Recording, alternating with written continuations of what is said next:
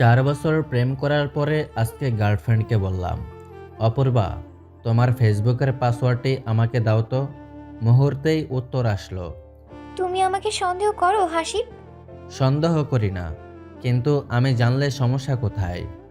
বুঝেছি, আমাকে সন্দেহ করো এই জন্যই পাসওয়ার্ড চাচ্ছ। আমি এটা তোমার কাছে আশা করি নাই হাসিব। তোমার দিলে সমস্যা কোথায়? আমার নাম্বার পাসওয়ার্ড তো তোমার কাছেই আছে। এখন তোমারটা আমার কাছে থাকলে সমস্যা কই? আমি দিতে পারবো না, কারণ ফেসবুকে আমার ব্যক্তিগত অনেক জিনিস আছে। আশ্চর্য ব্যাপার, আমি তোমার ব্যক্তিগত জিনিস জানবো না তো তাহলে কে জানবে বলো? আমার ঘুম পাচ্ছে, আমি ঘুমাবো। Good night. নাটক কম করিও প্রিয়। তুমি যে অন্য ছেলের লগে ডিস্টিং করো সেটা আমি ভালো করেই জানি। হাসিব, বেশি হচ্ছে কিন্তু। বললাম না আমি ঘুম যাব এখন। ঘুমিয়ে যাওয়ার কথা বলতেছো কেন? বলবা যে এখন আমি অচেনা পাখি আইডিতে ফেসবুক লগ ইন করবো এবং কাব্যর সঙ্গে প্রেম করব। মানে কি বলতে চাচ্ছো তুমি? আমি কি বোঝাতে চাচ্ছি সেটা তুমি ভালো করেই বুঝতে পেরেছো। সম্পর্ক রাখতে চাও না? সম্পর্ক তো আমি রাখতে চাই, কিন্তু আমার মায়াবতী যে 12 ভাতারি, তার সঙ্গে কিভাবে থাকি? ভদ্রভাবে কথা বলো, না হলে ভুলে যাব তুমি আমার বয়ফ্রেন্ড।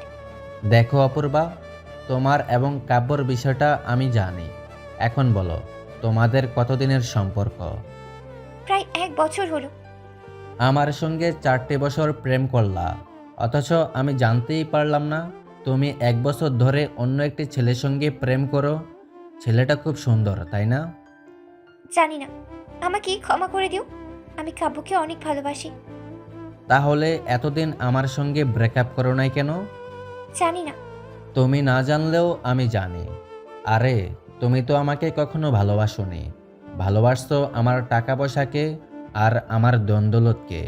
কিন্তু আমি পাগলের মতো তোমাকে ভালোবেসেছি, যেটা তুমি বুঝতে পারোনি। আমাকে ক্ষমা করে দিও হাসি। আমি না হয় ক্ষমা করে দিলাম, কিন্তু আমার এই মনটা তোমাকে কখনো ক্ষমা করবে না। আমাকে ঠকাইছো না, তুমিও একদিন ঠকবে। ওকে, ভালো থেকো, বিদায়। এর ঠিক 6 মাস পর হঠাৎ একদিন অপূর্বা হাসিবকে ফোন দেয়। হ্যালো, কে বলতেছেন? হাসি, আমি অপূর্বা। আমাকে চিনতে পারছো? জি বলুন।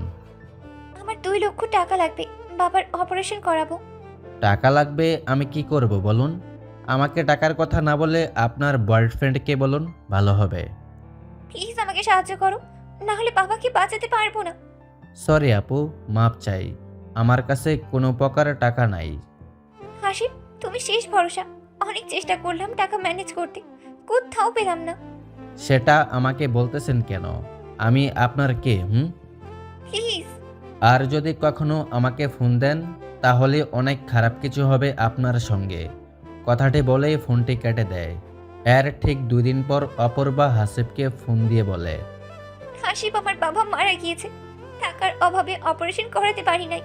তখন আমি উত্তর দেই, মানুষকে সাহায্য করা ছেড়ে দিয়েছে, কারণ মানুষ প্রতিদিন দিতে পারে না। বিদায়।